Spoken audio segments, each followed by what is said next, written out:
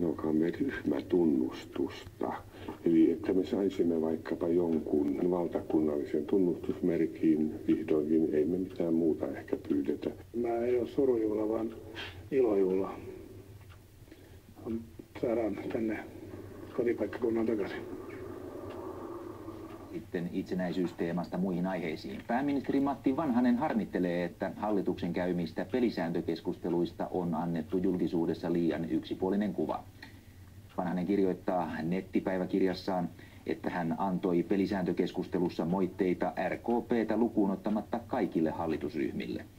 Vanhanen kertoo varoittaneensa, että kunnallisvaalien alla käyty hallituspuolueiden väittely on jäänyt päälle ja saattaa haitata hallituksen työskentelyä.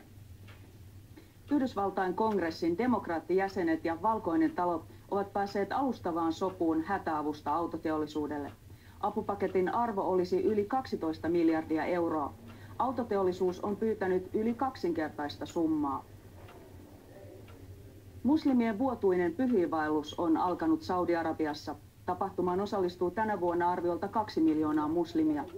Turvatoimissa on mukana 100 000 miestä sekä ensimmäistä kertaa uudenaikaisia amerikkalaisvalmisteisia helikoptereita. Parina viime vuonna satoja ihmisiä on tallautunut kuoliaaksi väentungoksessa.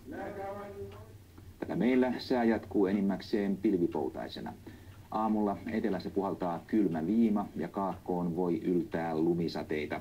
Lapin selkeillä alueilla pakkanen on kireää. Iltapäivällä pilvipeite repeilee varsinkin lännessä ja viima tekee etelän pikkupakkasesta purevaa. Pohjoisessa heikkotuulinen.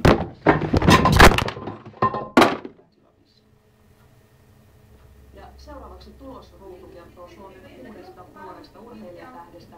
Ville Ravinto on hypännyt toiseksi väkihypyn maailmancupissa Trondheimissa. 22:10 uutisessa.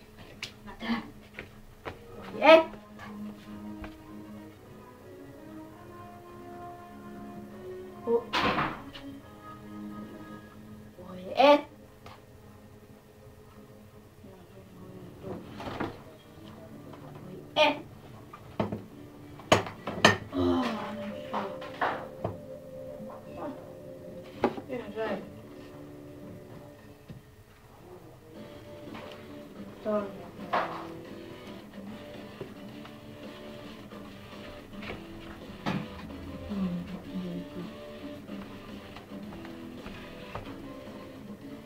Pakkasimme kaiken valmiiksi.